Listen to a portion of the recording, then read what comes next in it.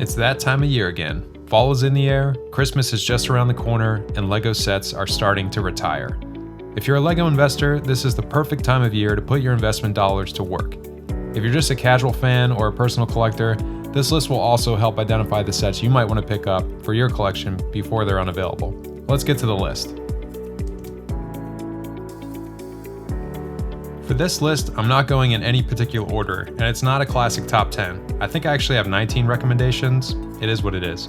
Remember that these recommendations are based on my personal experience of doing this for 15 years, but I'm not perfect, so please take risk into account before making any investment decisions.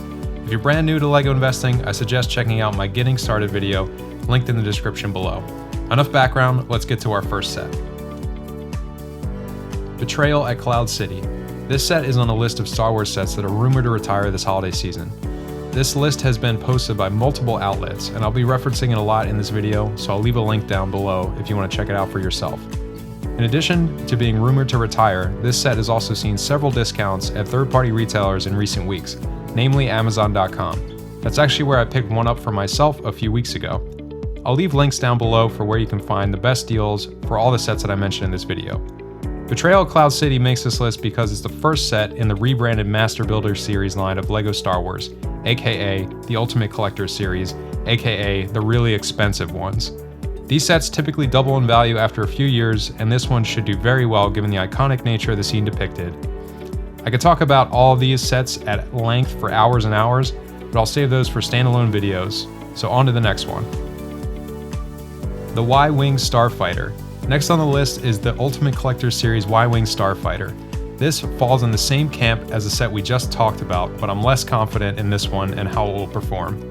Y-Wings, while from the original trilogy, tend not to perform as well as, say, an X-Wing or a TIE Fighter in the aftermarket. It's still a solid buy, and you can get it at a discount on Amazon right now, but don't bet the farm on it. Action Battle ENDOR Assault. Next up, we have another set on this rumored to retire list, and it would be surprisingly early retirement, being on the market for a little under 1 year. That adds to the potential value of this set, along with being one of the first in the wave of the action battle sets. This is one I already have in the personal collection I'm highly considering for investment opportunity. The SNOWSPEEDER 20th Anniversary Edition. I'm realizing now that I lumped all the Star Wars sets up front. I swear I'll get to other sets. Again, we have another set that was on that list of rumored sets to retire, and I was again surprised to see it on there. I guess it makes sense that these 20th anniversary sets wouldn't linger around for a long period of time, but it seems like some are and some aren't. I'm not confident that this set is interesting enough to do super well in the aftermarket, but the exclusive throwback fig included might be enough to increase the price. AHCH-TO Island Training.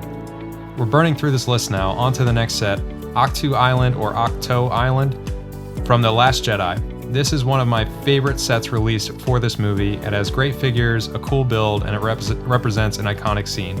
It's also discounted pretty well on Amazon, link below. It's one you should surely pick up. Rebel A-Wing Starfighter. Okay, last Star Wars set, and a lot of people will disagree with this pick, but I love it. This is the Rebel A-Wing Starfighter, but not just the A-Wing. This is the one marked for 4 and up. What does that mean? That means 1, it's made exclusively for younger builders, and more importantly, it has printed bricks. I'll repeat that, printed bricks. This was released for 2 other 4+ sets, an X-Wing and a TIE Fighter, which would probably do much better in the long run, but they are not expected to retire until next year, so this is the one I'm recommending to pick up. App-controlled Batmobile. Alright, on to our first non-Star Wars set, and we're getting into speculation territory. Every set I'll mention here on out is not on any rumor list and has not been confirmed to be retiring, and that's an important point. LEGO has done a great job in recent years of labeling sets to retire, so there's no guessing needed, but sometimes that information can come too late or not at all. That's part of the reason I made this video, so you have an idea of what you want to look out for, and one of those sets is the app-controlled Batmobile. This thing is so weird, unique, and will probably never happen again. All great signs of future value. I remember this making such a splash when it was released 2 years ago, but the experiment really hasn't caught fire to my knowledge. It really seems like LEGO wants to forget this poor idea and sweep it under the rug. After 2 years, this set is starting to see 20% discounts on Amazon, a pretty good indicator it could be on its way out, so keep your eye out for this one. Jurassic Park VELOCIRAPTOR Chase. Here's one that many people will miss, and if I catch wind that this is retiring, it's a certain buy for me. This is the only Jurassic Park, emphasis on Jurassic Park, set aside from the horrendous park gate, and we won't talk about that LEGO has released to date. It's a good price and it's exclusive to Walmart, at least in the US. These retail exclusive sets always do better than their counterparts in the aftermarket, and this has the added bonus of the Jurassic Park branding. You also get Timmy, and I guess he's pretty good. T-Rex Breakout. Out of all the Jurassic World sets that should retire this holiday season, this one is my favorite. It's priced at $50 and can be picked up at a discount price on Amazon. It comes with the iconic T-Rex, one of the cheaper ways to pick her up, and this is a junior set, meaning everything is printed. I'll repeat, everything is printed. It's also one of the last sets to carry the juniors moniker, and everything else is moving to 4 and up instead, so it's just another good reason to pick it up. Voltron. We're more than halfway through this list. Next up is Voltron from the LEGO Ideas line. I'm picking this up for my personal collection very soon and might pick up more once I get confirmation on retirement. Amazon has been running sporadic discounts, but this might be better to grab from lego.com when a promotion is happening. Oh, and aside from being the only Voltron set ever produced, everything is printed. I repeat, everything is printed. NASA Apollo Saturn V. If you've been keeping up with the Toy Talk Guys podcast, and you really should, you know how I feel about this next set. The NASA Apollo Saturn V is on my list of top 10 LEGO sets ever produced.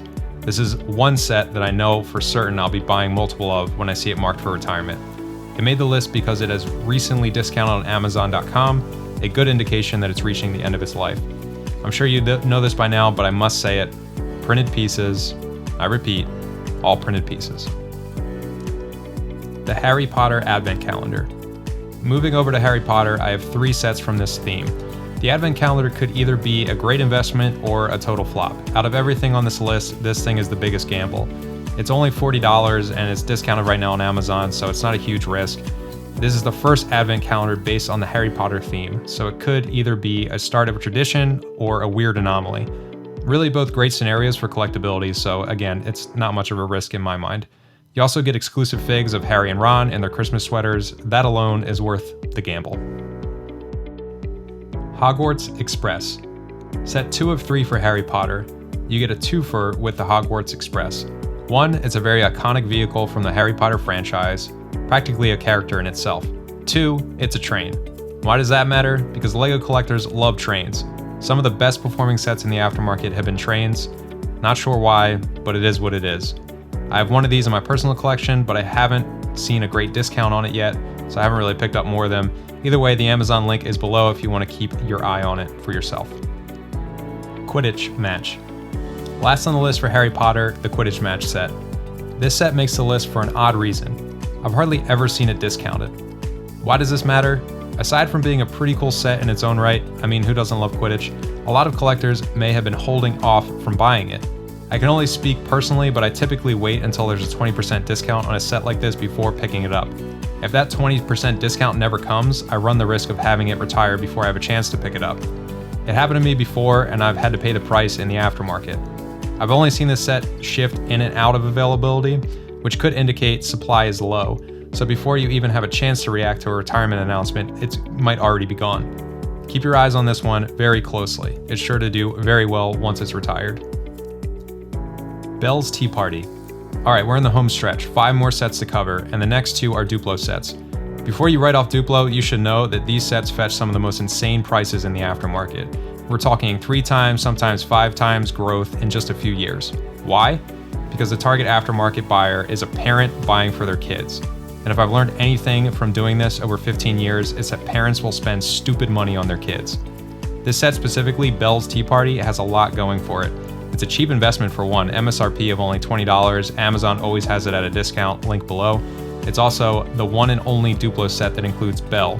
So for all those little girls or boys out there that want to complete their Disney Princess lineup, they're going to need her, and that spells high prices. T-Rex Tower. Our second DUPLO set is from the Jurassic World license. The DUPLO T-Rex is enough for me to mark this as a solid investment. You also get Owen, who's exclusive to this set, and that printed J-World Jeep. Oh, I think I forgot to mention, DUPLO is all printed. I repeat, all printed. Winter Holiday Train. Moving right along, last 3 sets on our list. Next up, we have the Winter Holiday Train. If you've been listening at all, you know why this is a good buy. It's a train. It also falls in the much-loved Winter Village series that has been active for close to 10 years now. Every year, LEGO releases a new Winter Village set and retires an old one. This year we might see the train, arguably the coolest set in the entire series, and the train station both retire. Keep your eye on this one and the train station as well. Assembly Square. 2 more sets to go and we've got what should be a sure thing. For the modular building series, it's Assembly Square. The modular buildings are one of the longest running series in LEGO's lineup, and they are loved probably more than the Winter Village series. Assembly Square is the largest and most expensive set in the series and could see a relatively quick retirement. Modular buildings are pretty quick to double in value in the aftermarket and are the closest thing to a sure bet. They are rather expensive, so if you're new to this, I suggest starting with one of the cheaper sets rather than this one. Spider-Man and the Museum Break-In. Speaking of cheaper sets, last but certainly not least, I'll close out this list with one of my favorite investments for this year, Spider-Man and the Museum Break-In. If you're like most people, you completely miss this set, because it's barely a set at all. It's just a pack of minifigures with a really crude build. So why is it so special? Really, 2 reasons. 1, availability. This thing has been hard to track down since it's been released just a few months ago. You can only find it on lego.com and it's constantly going in and out of stock. The second reason is that exclusive Spider-Man head print, the one where he's munching on pizza. That thing is so great and sure to be the bane of every collector's existence who missed out on it. It's only $15, so if you want a little bit of challenge for not a lot of money, and what should be a solid payout, this is the perfect storm, an excellent place to end this list. Wow, we did it. Thanks for sticking around. If you found this useful, please drop me a line down in the comments. I would love to hear from you. For more investing advice, be sure to subscribe and consider checking out the Toy Talk Guys podcast to stay up to date between video releases. Remember that this is not professional investing advice. All investing involves risk, and you are solely responsible for that risk. Thanks for watching, and I'll see you all next time.